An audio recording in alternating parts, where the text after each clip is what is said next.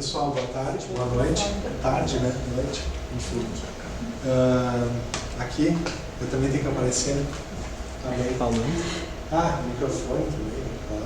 Todo pacote. Boa noite a todos. Então, é um grande prazer para a gente receber para essa terceira palestra aqui na Faculdade de Odonto, a professora Marie-Charlotte Huysmans, da Radboud University Medical Centre, de Hijmegen, na Holanda. A professora Marie-Charlotte está como nossa professora visitante, então, agora na quarta, it's the fourth week already, I think, that we're around. A quarta semana aqui com a gente, fazendo diversas atividades, e dentre as atividades, então, a gente planejou também essa palestra, que é mais focada no cuidado de pacientes que têm algum tipo de comprometimento sistêmico e que precisam de uma atenção especial, especialmente do ponto de vista de plano de tratamento. O que a gente vai fazer com esses pacientes, com os dentes dele, enfim, durante uma situação de atendimento médico mais complexa. So thank you very much for being here again with us for more this lecture. Well, the floor is yours. Thank you very much for accepting. Thank you, Max. Thank you all for being here at this hour, for dedicating your part of your evening to this at least.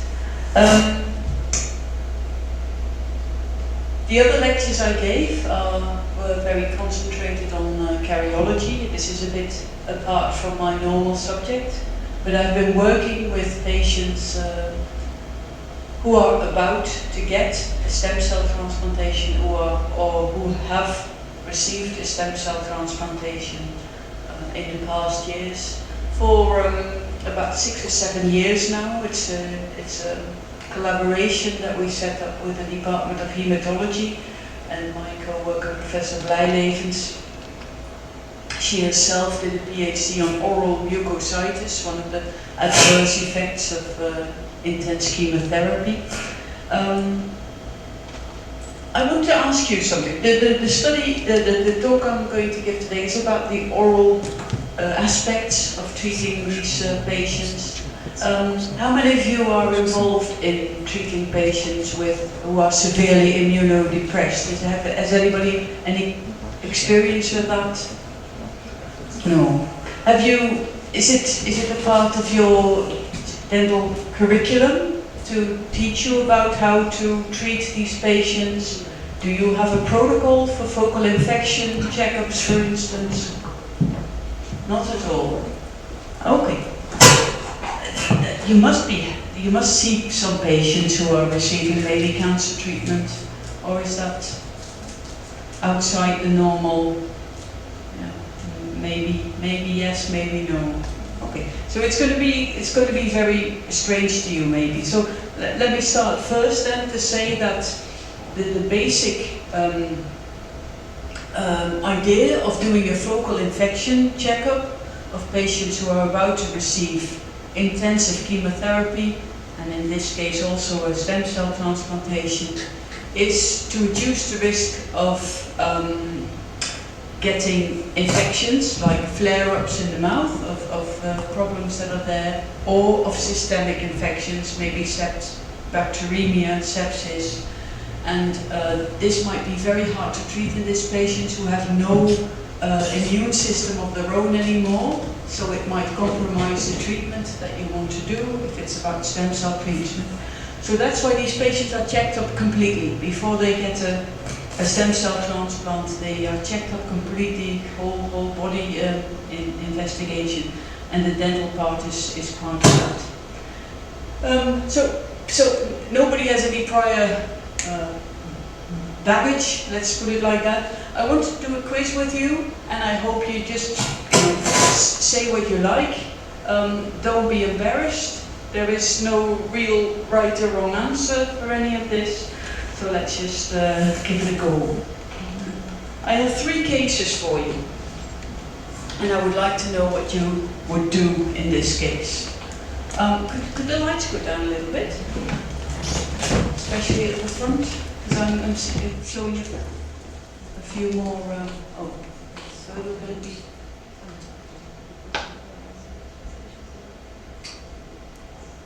Okay? Yeah, it's fine, I think, for the radiographs. A woman, 54 years old, she's in general a well cared for dentition. I think you probably, all the things I'm going to say are very much, I think, the Dutch situation where most patients that we see are reasonably well cared for dentitions. It may be different here, I don't know.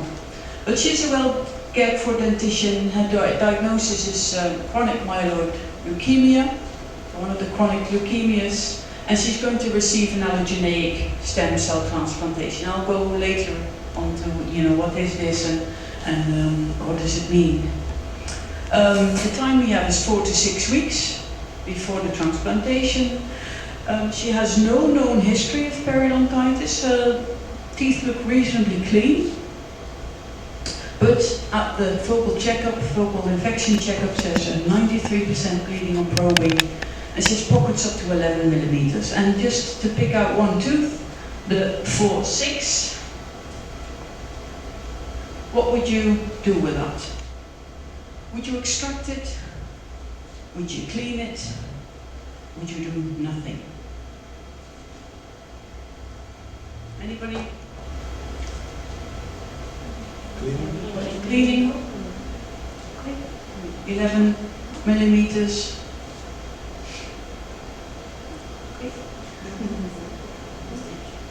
There is the protocol. Let me say what I started with as the protocol is that probably anything with a pocket deeper than 6 millimeters would have to go. Cleaning wasn't really in the protocol for focal infection checkups.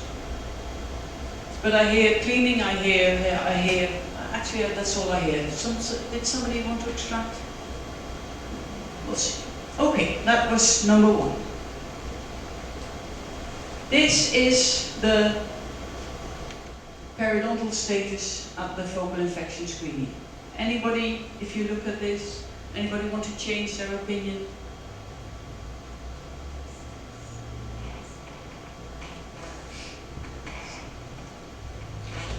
Sometimes, just as a precaution, sometimes these patients are already somewhat neutropenic as they show up for the focal infection treatment. She had 93% bleeding on probing. It is not always possible to do a total cleaning. Just warn. Doesn't have to be extraction. Let's see. That was the first case, I think. Case 2. Periapical radiolucency at the already endodontically treated 1-5 of a male, 53 years old, also very well cared for dentition. His diagnosis is multiple myeloma of Marie-Charlotte. Do you know the disease? It is fairly common, no? It's what's called bone cancer in common knowledge. It's bone cancer. He'll get an autologous stem cell transplant in 4 weeks' time. There's a little bit of pain in the upper right area. Usually if it's cold, if he's drinking something cold, but the pain doesn't linger. And all teeth, with the exception of the 1-5, react normally to cold testing. What would you do with the 1-5? Extract, retreat, do nothing. I will not ask you. Just think about it. What would you do? We'll just go on and go to the next one. It's okay. And then we go to the third case. Partially erupted third molar. This is a 21-year-old. Sound dentition, so no fillings yet, no real caries yet. Her diagnosis is Hodgkin lymphoma, and she will also get an autologous stem cell transplantation in 2 weeks' time. She already had a plan for removing of her third molars, but then she became ill. She has some history of soreness of the gums in this location, but there is no pain or soreness at this point. what will you do?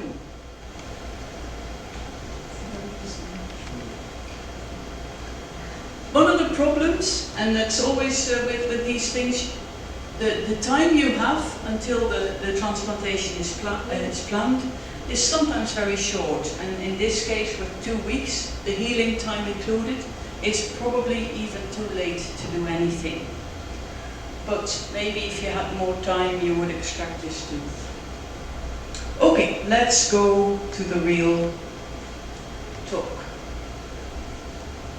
I'm going to talk a little bit about the cancers, and that's the cancer treatment and its relation to oral complaints, some background of stem cell transplantation. Going to talk a little bit about the focal infection checkup, of course, and then the treatment considerations, you know, what makes you do or not do something in these cases. Then also about that it's not just the foci that we're looking for, but there's other reasons to do a dental checkup with these patients. And then I end up with some of the research that we've been doing in this area. So first of all, the Dutch Federation of Cancer Patient Organizations did a survey last year, and they often do that online. They ask the patients to donate their experience, so to give some feedback on what is happening to them. And this time they asked them about oral problems that they experience. And what they found is that 56% of them were not warned by their dentist that they could have some oral problems during the treatment. This is all cancer treatment.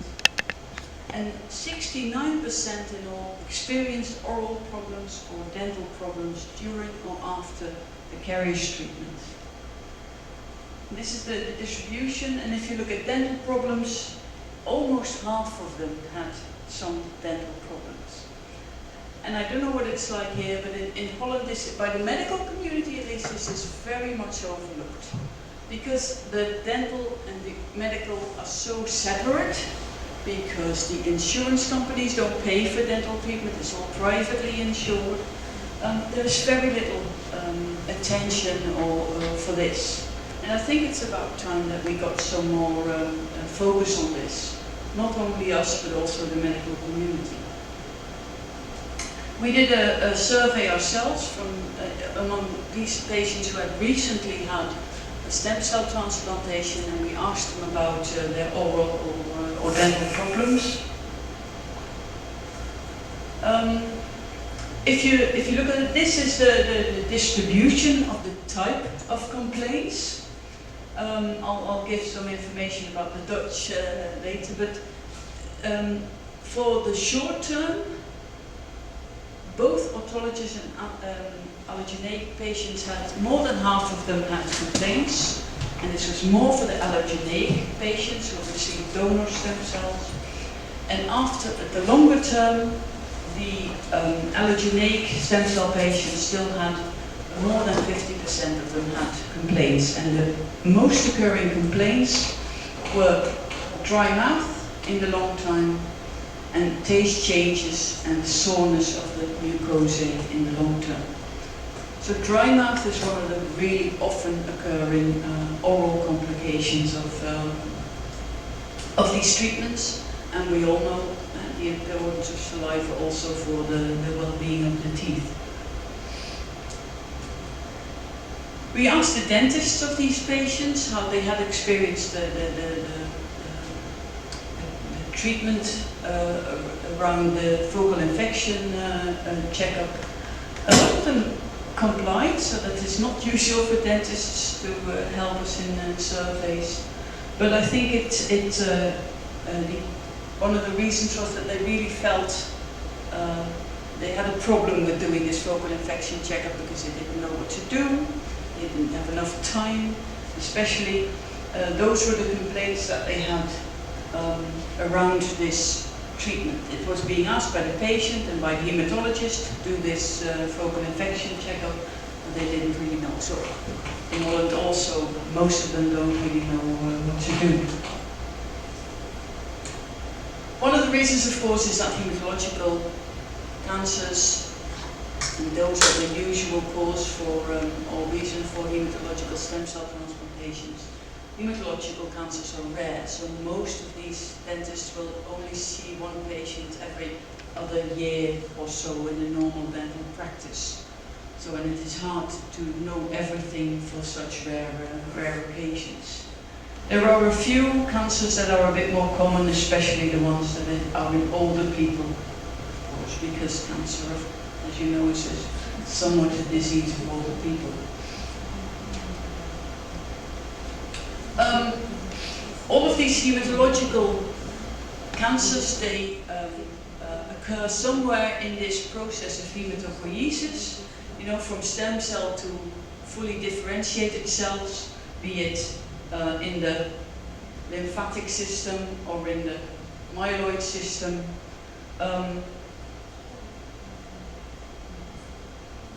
The acute leukemias are very early in the differentiation process. The lymphomas, of course, are in the lymphoid cell a bit later on in the differentiation. And there's multiple myeloma, this bone cancer is in the plasma cells differentiation at the very end stage of the differentiation. And on the other side, you have more the chronic myeloproliferative leukemias and disorders.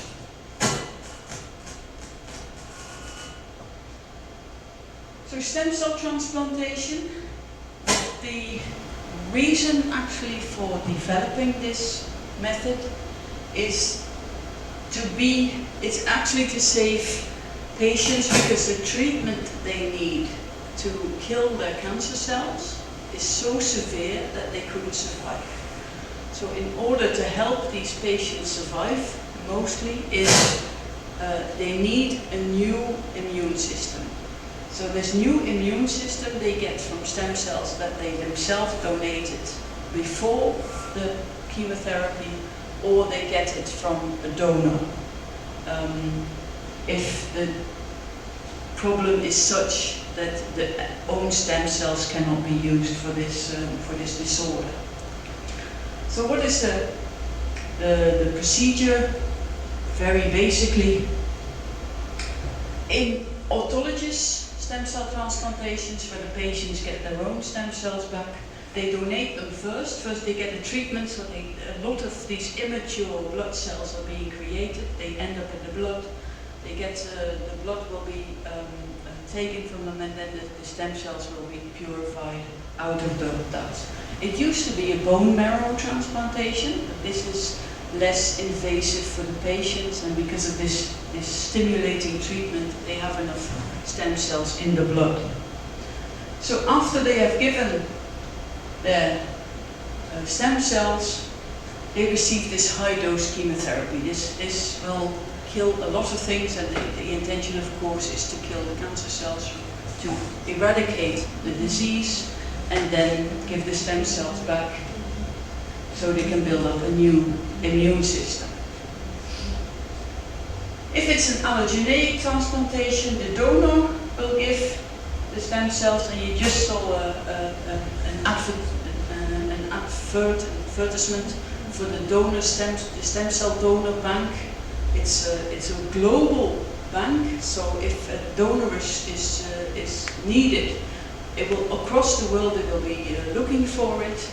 And of course, there's a great need for donors. You can do this while you're alive, because obviously, if a patient can do it, then a donor can do it without dying. So they get the same treatment. They get a treatment to induce the formation of stem cells, and then the blood is taken from them. It's invasive. In Holland, there were some recent cases of well-known football players not doing a very important match because they were a donor in this in such a treatment, and that gave some interest, in a lot of donors applied to after that. But it's So I urge all of you to think about becoming a donor. Alas, I'm too old for it, but if you're under 50, then you could still be a stem cell donor. Is there anything I should not do? Maybe you can walk to and try to be a little more On that side. just to see what happens. Maybe it's better. I don't want to be in front of the screen. There we go again. Donor gives the stem cells. The patient is treated with high-dose chemotherapy. Sometimes, I must say, there's also radiotherapy involved, usually whole body radiotherapy. The doses are a lot lower than concentrated radiotherapy for a single tumor, for instance. And then the donor stem cells are given to the patient.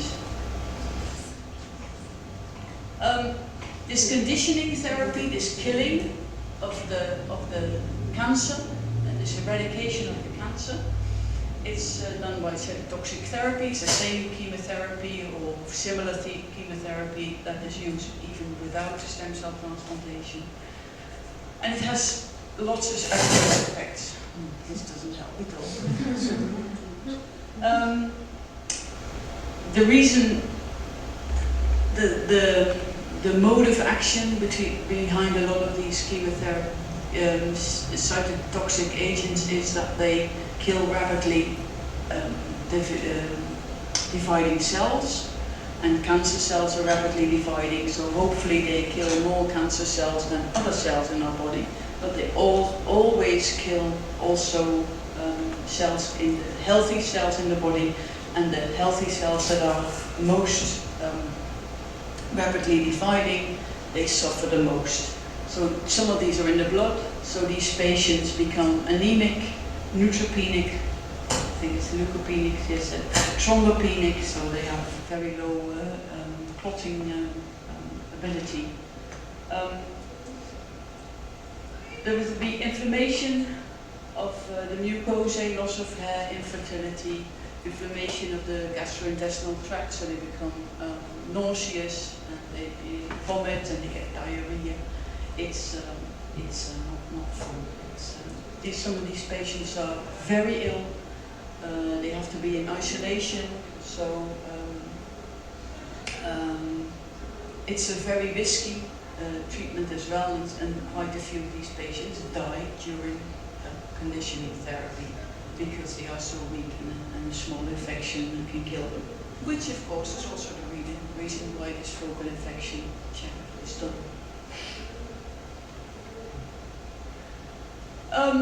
If you look at the oral situation, there's three main reasons, or three main processes happening as oral adverse effects. One of them is infections, and the other oral mucositis, so an inflammation of the mucosa in the mouth, and xerostomia, hyposalivation. I'm going to talk about this first one because this is mostly what the focal infection checkup has been directed towards. There has been a movement of thinking dental foci are important. You know, this focal infection theory that a local infection can cause a systemic infection or an infection further away. In general, this has been a little bit. We have left this idea a little bit in the past 20 years. Now it's coming back full force because everybody thinks that the oral environment is very important for general health, like cardiovascular and diabetes and preeclampsia and I don't know what. Especially the periodontitis people try to stress that. But even while it was away, this idea, it still remained in this focal infection checkup and for these treatments, probably because the risk is so great. Nobody really dared not doing it because, you know, your patients could die, and it's not often that something we do or not do will make patients die. So the focal focal checkup has been the same for quite a long time. The idea is that we want to avoid local flare-ups, so infection in the mouth and getting an abscess, for instance, during the treatment, which might be unpleasant and maybe even dangerous. More important, of course, is preventing bacteremia and sepsis, something that might actually kill the patient during the treatment. This is the traditional list of all the things that were considered dental foci. Periodontitis, when I started 7 years ago, I think that, as I told you, the threshold for an acceptable pocket was about 6 millimeters. Anything deeper, take it out. I think the take it out was also sort of instigated. Focal infection checkers are often done by oral surgeons. And oral surgeons are rather easily, radical in saying, oh no, all other treatments is not good enough, we'll take this tooth out. It's also the lack of time you usually have before the treatment is being done, so probably you can't do a whole periodontal therapy or an intricate endodontic treatment. But I think it's also a little bit because it's oral surgeons and they like to be invasive. Caries profunda was considered a focus because bacteria could go to the periapical area. Non-vital pulp, of course, always bacteria in the pulp there. Non-periapical granuloma in a tooth that is treated or not treated already by an endodontic treatment. Partially erupted teeth, especially with third molars, they were very much considered dental foci. And then there's other things like cysts and ulcera.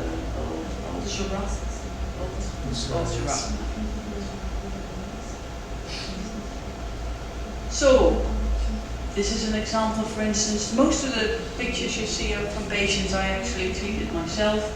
This is a patient that came in to me like this, acute myeloid leukemia. Acute leukemias often have this problem of inflamed gums, which makes it a bit difficult to see if this is periodontitis or whether this is leukemia that you're seeing. This patient, we usually make a panoramic radiograph, and you see a lot of bone loss. Here you see a lot of bone loss. This patient had actually been seen by an oral surgeon for focal infection treatment just a few months earlier, I think about 6 months earlier. So I have the panoramic radiograph from that time as well. And at that time all but one of the molar teeth were extracted. But you see that still doesn't seem to be all that much of a problem with the other teeth. So it got quite a bit worse in 6 months' time. What I think was the problem here was bone loss through leukemia, not periodontal bone loss as such through periodontitis. Caries profunda, well, this is a sort of a combination of things, of course, but very obviously this tooth is already infected. There is some periapical problem already to be seen. Definitely in a focus. So an example of a periapical infection presenting both as a periapical and a periodontal problem. This is the pockets of 10 millimeter at the distal side of this tooth. Very obviously periapical focus, dental focus. Here was a few more limited. We call it residual radiolucency. Here as well, residual radiolucency of the tooth. All considered dental foci. and some partially erupted teeth. I think these actually went out. This was really at the beginning of my career as a focal infection checkup dentist. It was in 1999 that I think the first paper came out of somebody who tried to rationalize focal infection checkups and the treatment that was done after them. Trying to see if it was really necessary, and you have to realize how difficult it is to do this kind of work because of the risks involved.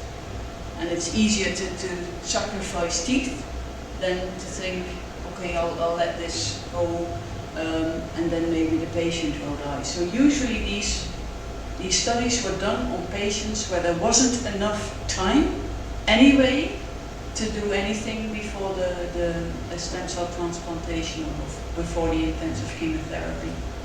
And then you had to leave foci behind. So that's the way that these studies could be done. There's no way you could do a randomized controlled trial, say, oh, you keep the tooth and you don't, and we'll see what happens. It's not acceptable.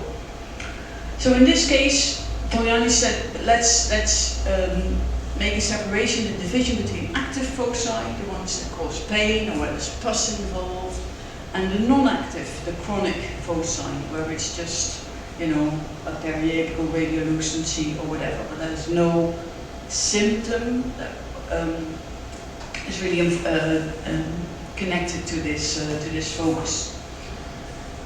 They had 38 patients with chronic foci, even 12 severe foci, and what they found is only 2 fever episodes during the treatment that they could link to chronic, to a dental focus, to a dental flare-up.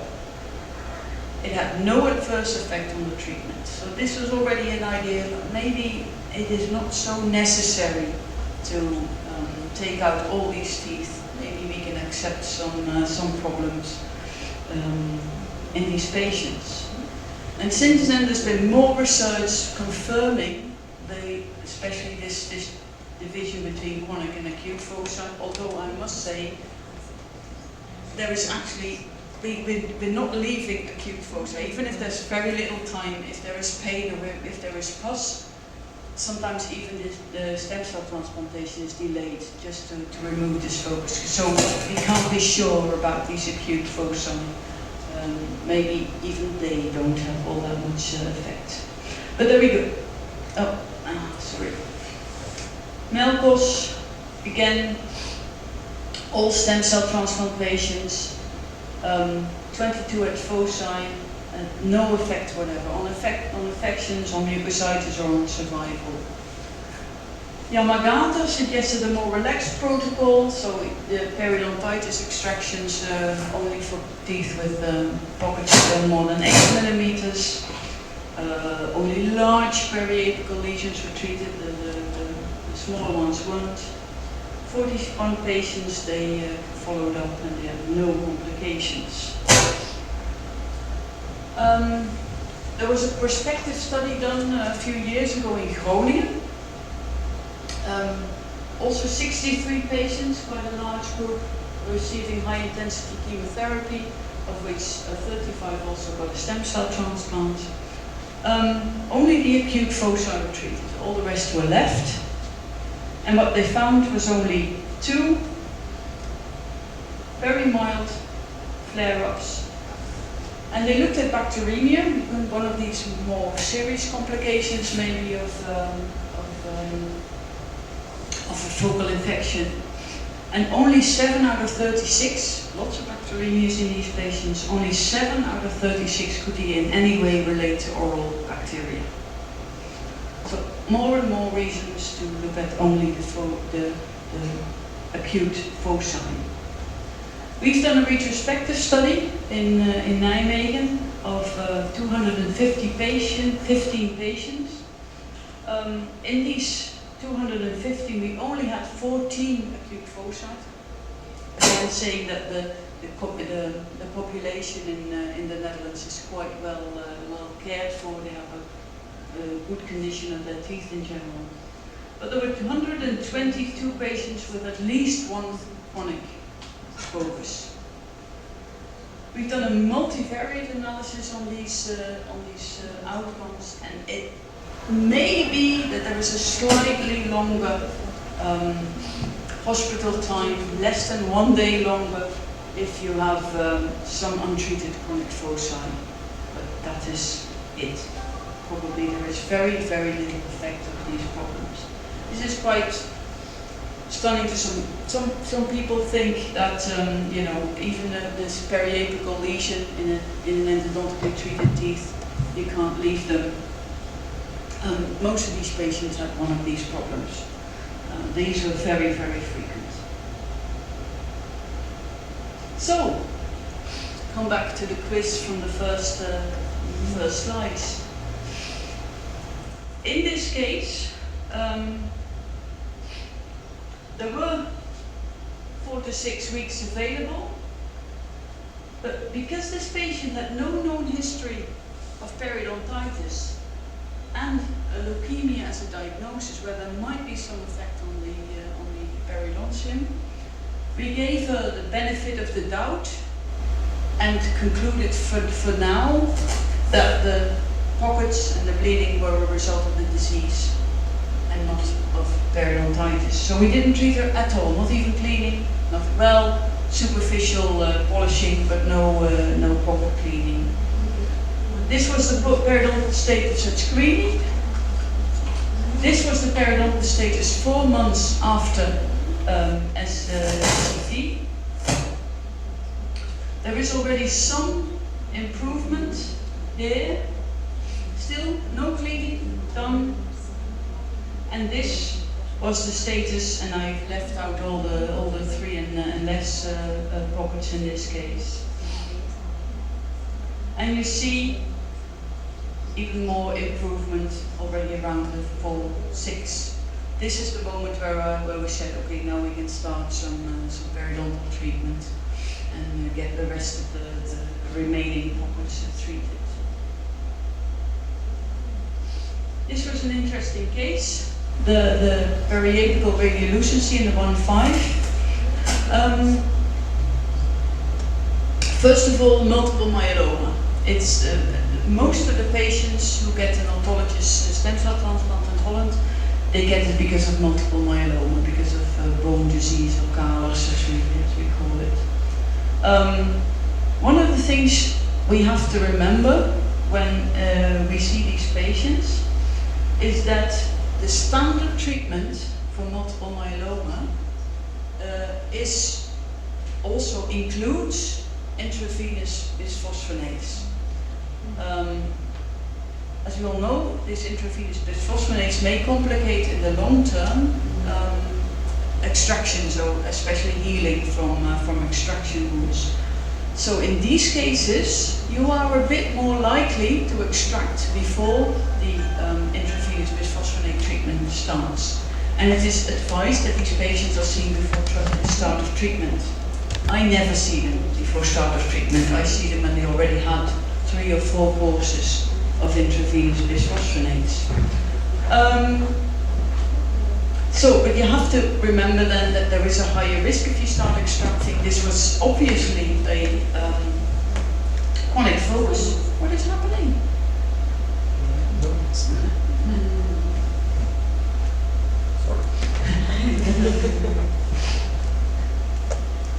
So we left this tooth, we did nothing. This is the only patient in this group that had a flare-up.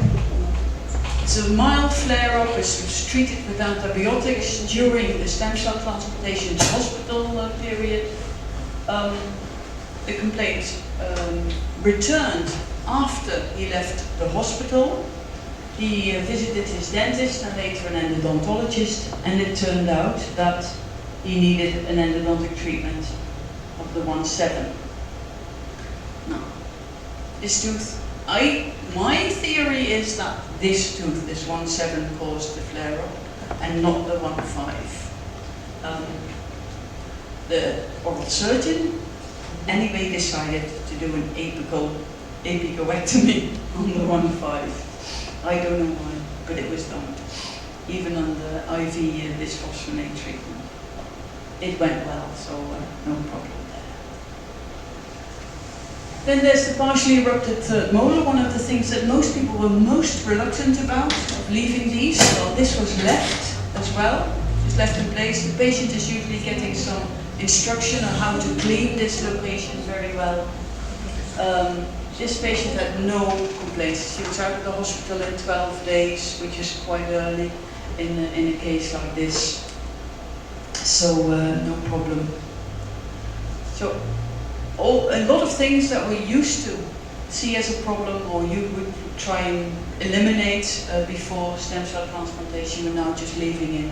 And we see very, very, very little complaints later on. Now the other things, because it isn't just about the infection, it's also about oral mucositis, and let's talk a little bit more about that. Oral mucositis is this inflammation of the mucosa due to the cytotoxic therapy. And to many patients, if you ask them about what was the worst thing about this chemotherapy for you, it wasn't the getting tired, it wasn't losing your hair even, it wasn't being nauseous, having to vomit all the time. It was the pain in their mouth, which made them so uncomfortable, couldn't eat. Oral mucositis can be really, really terrible. But that's not all. Mucositis is also a very high risk factor for these patients. A lot of the bacteria that are found in bacteremic or in septic patients with sepsis after this treatment have come from the gut, or they come from the mouth. And oral mucositis, of course, can lead to ulcers, and the ulceration then breaks the barrier, and the blood stream is open to this bacterial infection. Now, they can also come from periodontal pocketing or gingivitis, but if you look at the size of the problem in oral mucositis, it is much more likely that the bacteremia from the mouth is not due to that one pocket, due to that one very apical lesion, but is due to the mucositis. So battling mucositis is very important in increasing the comfort and the health of these patients.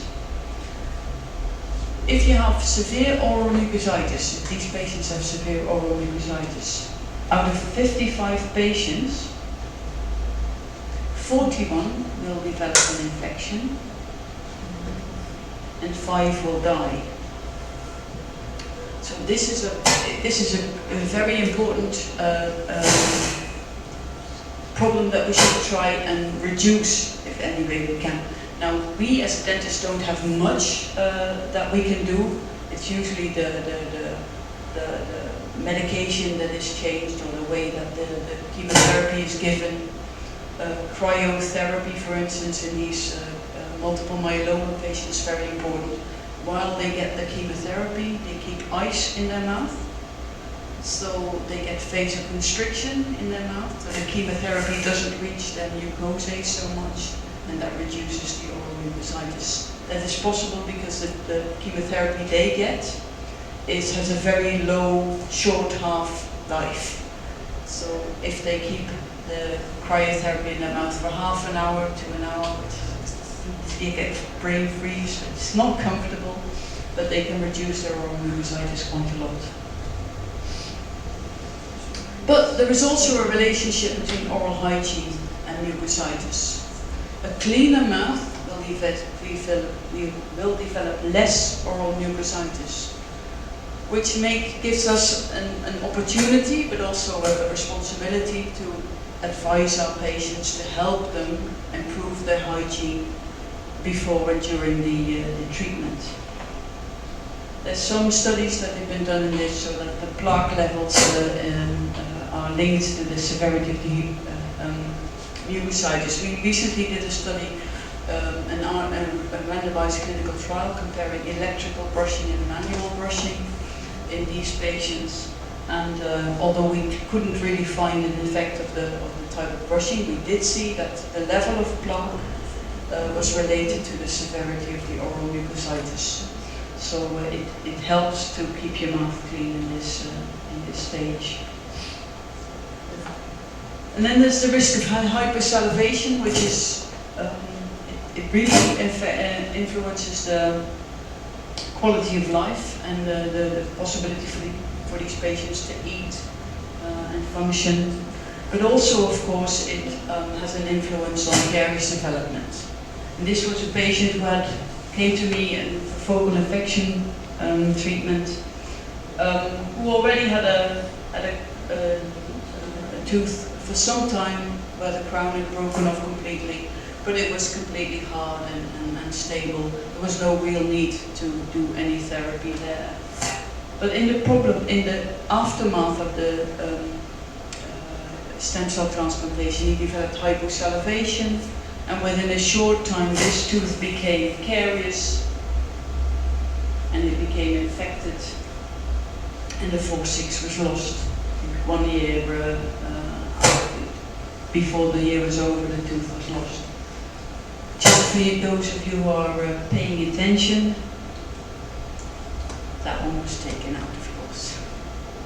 The patient didn't want it, but it was taken out.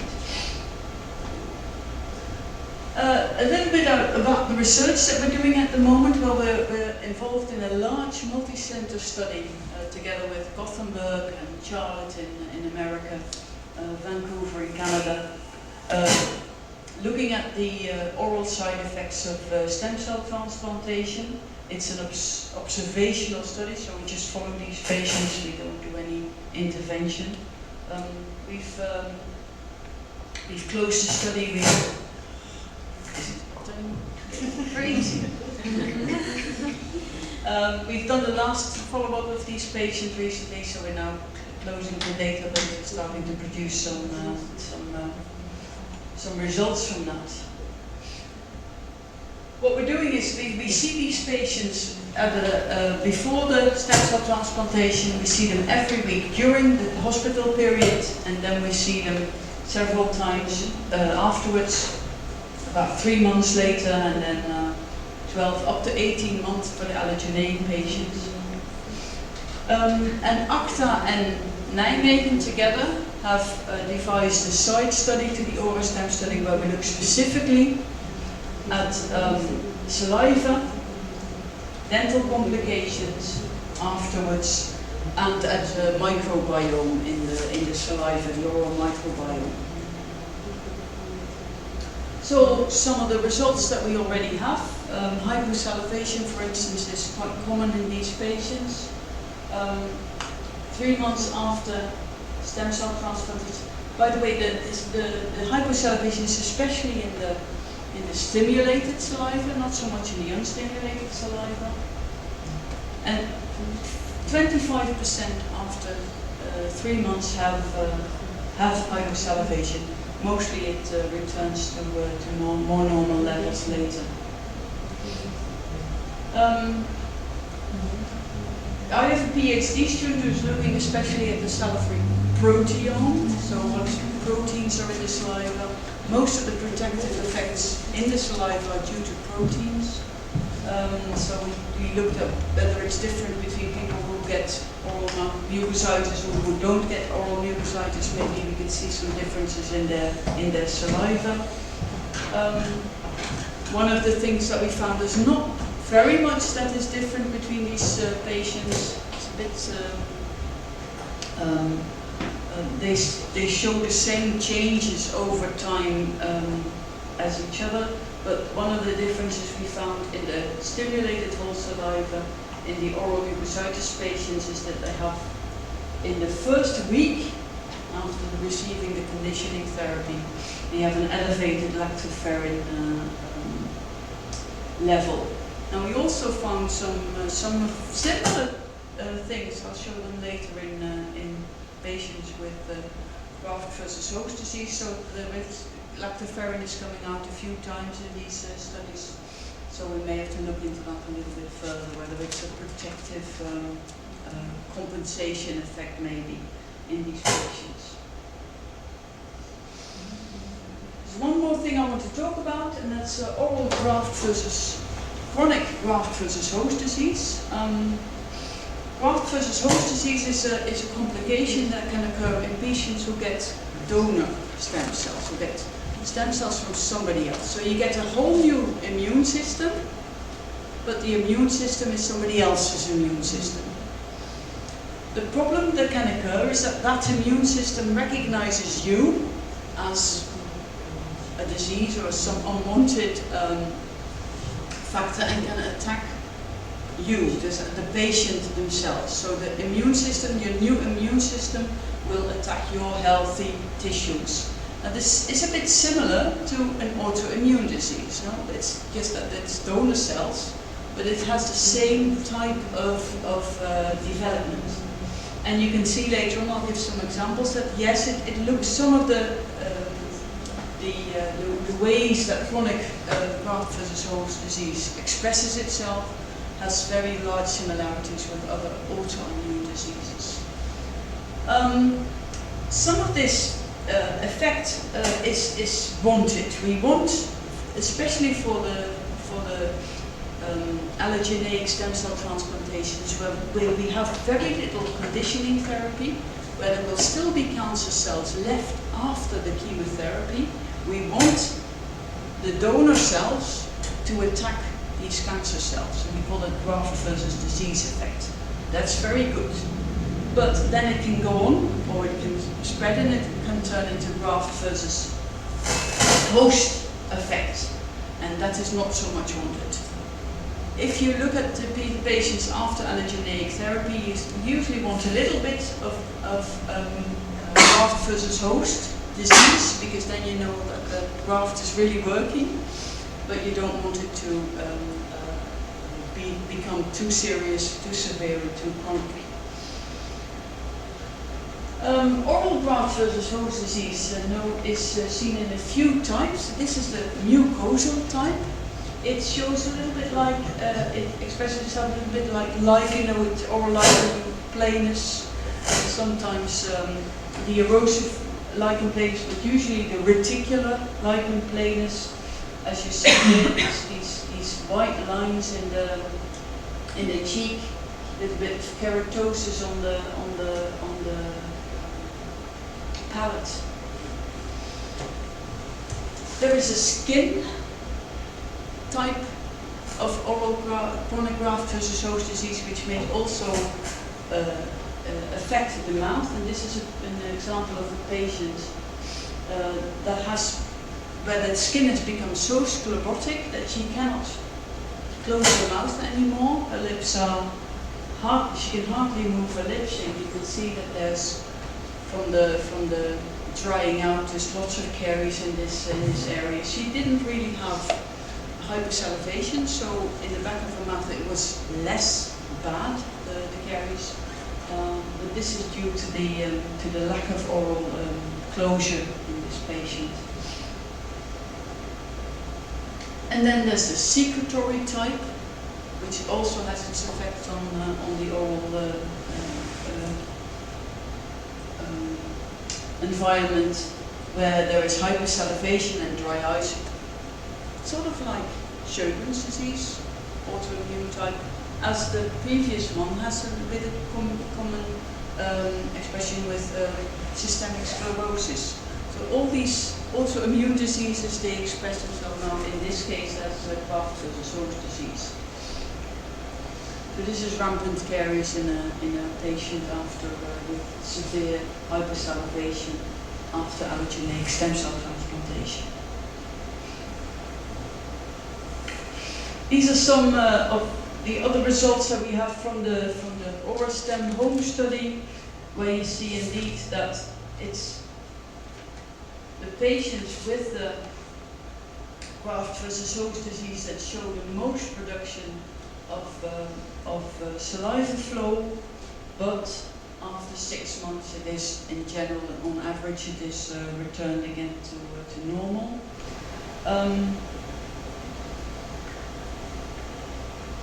And this is the result of a study that we did. It was a cross-sectional study. We collected saliva from patients after allogeneic stem cell transplantation with different degrees of oral graft versus host disease. And again, we find some differences in lactoferrin, but especially, and this is a bit cheating, I think. Sorry. These, if oral graft or no oral graft is shown here. And this is secretory graft versus no secretory graft. But there is no way to diagnose secretory graft, so we just took the patients with low saliva flow and we assumed that that was due to the chronic graft versus host disease. But in these patients, especially if you look again at the stimulated whole mouth saliva, there is a big difference in the lactoferrin levels, and again, higher levels for the ones with the disease. As we saw before, higher lactoferrin levels in the patients with the oral mucositis. So what we want to look at in future is especially, do these stem cell transplantation recipients, do they need more dental treatment? Do they need different dental treatment? I'm writing a grant application at this moment to look at this problem. Are the conventional preventive treatments or restorative treatments that they do for the patients, are they equally effective in these groups? And maybe in the long term, especially if we look at the saliva, could we develop some curative or at least active ingredients for saliva substitutes that might help these patients? Do we need to develop tailored dental treatment strategies? And is there a way that we can improve the quality of life of these patients? That was my presentation. Thank you for your attention.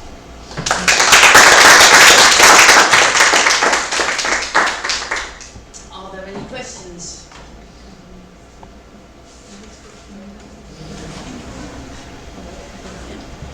Yes, many questions, but I'll keep a few.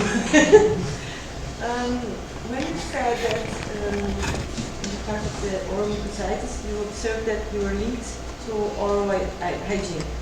More oral hygiene, more oral Mucositis, yeah. This was, you've seen these patients, so you can make a link. So the ones with bad oral hygiene were the ones developing more oral mucositis, or it was at one time? The evidence in the literature is that patients with higher plaque index and gingivitis index at focal infection checkup develop more oral mucositis. The study we recently did with electrical versus manual brushing, I think these patients were checked every day almost, multiple times while they were in hospital, and every time there was a plaque index done. So we could see the plaque developing as they brushed less, and there was this effect of real-time effect of plaque versus oral mucositis severity. I've seen this during this study that we did. I've visited patients in the hospital as well, looking in their mouth. We visited them 3 times a week, and this is all, you can't prove this because it's not scientific evidence. But if you look where the ulcera where they developed in these patients, it was very often, in the cheek and next to on the buccal side of one of the last molars. These typical positions where you see a lot of plaque. So that's the idea. I think even if you put it at location, they tried in the previous study. They tried to look at the location of plaque versus the location of the mucositis. But to be honest, that was a study. I shouldn't be too hard on them. It was a study done by several dental hygiene students who did have to do a research project as well, and it was just not well recorded, so we couldn't use the data. But there was an indication that even the location where the plaque was, there you would get the myositis. So I really think it is an important factor. Other questions? Yes. You use chlorhexidine to Chlorhexidine, no. There's been some reviews to show that chlorhexidine is not an effective way to prevent oral mucositis. One of the problems with chlorhexidine, because it is still being advised in several hospitals. One of the problems is, of course, that it's unbearable almost. If you have an inflamed mucosa, it's painful to use it. But then again, if patients cannot brush at all, maybe you could use it. If they can bear to use it, it could be possible. But it's in scientific studies, it has been shown not to contribute to the treatment. This type of SCT has influence on the prevalence of post-operative adverse oral outcomes or symptoms? Definitely. Especially I think through chronic graft-versus-host disease, and that's only occurs, of course, in allogeneic patients. So that's a whole group of problems that autologous patients will never have. There's less in our survey. We found less long-term problems in autologous patients. So yes, the short-term problems may be almost the same, so that is during the transplantation period and immediately after. And I must say that again, we haven't analyzed all our data yet. I have this feeling, I'm not quite sure, that I saw more hyposalivation in my autologous patients, but we still have to analyze this properly. Autologous patients always, that's one of the things also, autologous patients always get very severe conditioning therapy, because there you cannot rely on this graft versus tumor effect. So the tumor has to be gone, and then you get your immune system back, as it were. So they're all what we call myeloablative, the treatments. It's intense chemotherapy. For the allogeneic, we sometimes now have non-myeloablative therapy, which is very mild, relatively very mild chemotherapy, and then you get the stem cells from the donor and they have to do the rest.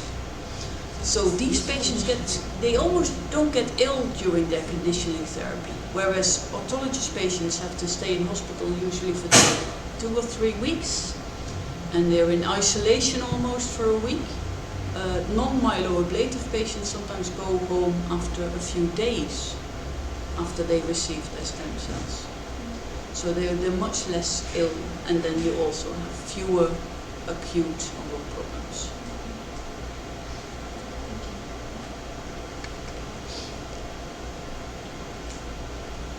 So this is just observational study backwards so far. Orastem, yes, yeah. But you have access to the protocols from the dentist in this case. I mean, like, do they have any tailored diet advice, something built for these patients before so they are aware that they can have a... These patients, they're all my patients for now. So you don't do that? No. Diet advice is very difficult, and it just depends. Sometimes I get patients back and they have such problems of regaining weight that they have to eat lots of caloric foods, and sometimes it's impossible to have them sugar-free. So you have to find ways around these risks. They do not get dietary advice beforehand from me, unless I find patients during the focal infection treatment that are caries active, where I have the feeling it's probably a diet-related problem. I will give some dietary advice. I usually only give dental hygiene advice, which is just keep brushing with your electric brush. Most of these patients during the chemotherapy due to the oral mucositis usually will have problems with their toothpaste, because it is too sharp, it burns, and then we usually advise them to use children's toothpaste instead. That's basically the only thing that we advise. Afterwards I start usually hope to see them back within the first 3 to 6 months, and then we basically just monitor if there's any hypersalivation, if there's caries activity, and treat them preventively during that period. Just a curiosity about toothpaste. You can, in the Netherlands, make a prescription, for instance, to produce a toothpaste like a very neutral gel with a little more fluoride and without taste, and you can do that? Not as a toothpaste, but I can prescribe neutral fluoride gel. Yes. I mean, you can. We have this manipulation pharmacies around. Okay. That you can just make a prescription and they make a toothpaste. Yeah, they can make a toothpaste without abrasive. No, I don't think any of our pharmacies would do that. But it's just because then you have more fluoride, that sometimes it may be interesting without the all the mint and other things that they put that is really terrible for this mucositis. Usually we get by with the children's toothpaste. Elmex still has a menthol-free toothpaste, which is useful. They threatened to stop producing it a year ago, 2 years ago, but they restarted, so that's still available. Most people can bear that in their mouth.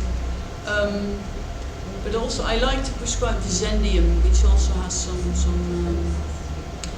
proteins in there, and does not have the soap, not the salicylic.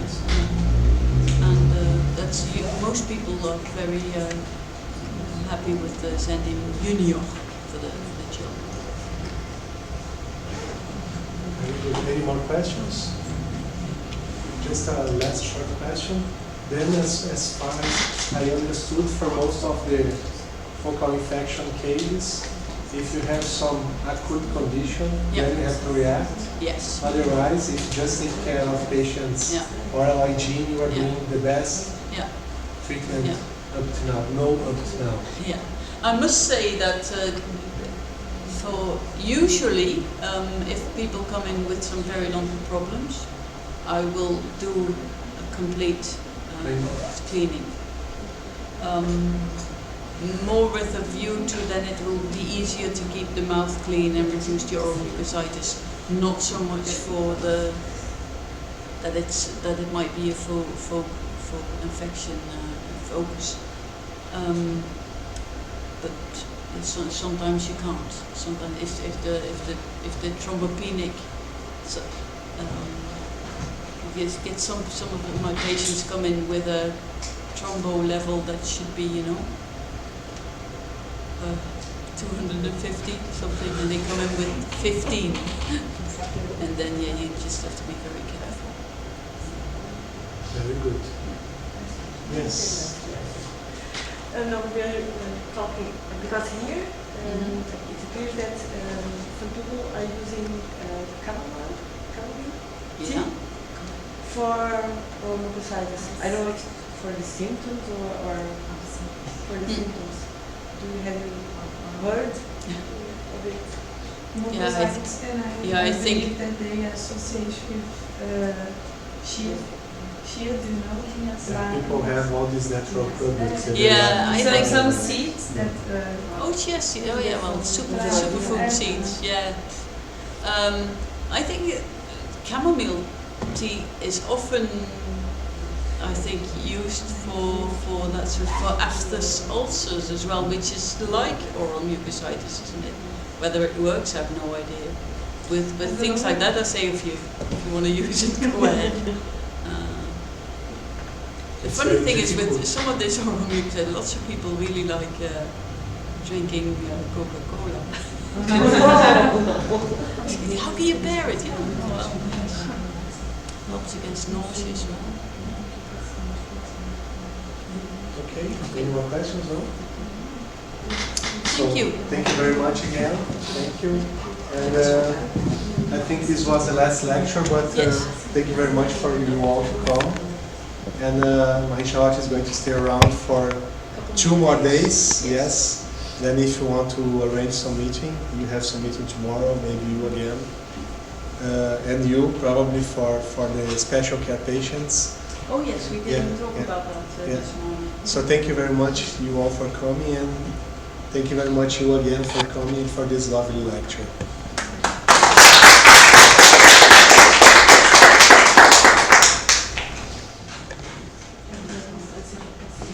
Não sacaneou foi o microfone, né? Tu não vai ficar triste comigo se eu te disser que é a rede elétrica. Deve ser, né? Essa rede elétrica tá lascada. Boa. Eu... It's because of the electricity it's not good. So it's electric. Antes de começar ele fazia sozinho, sem microfone. It was not about you, it was or the microphone, it was just the system.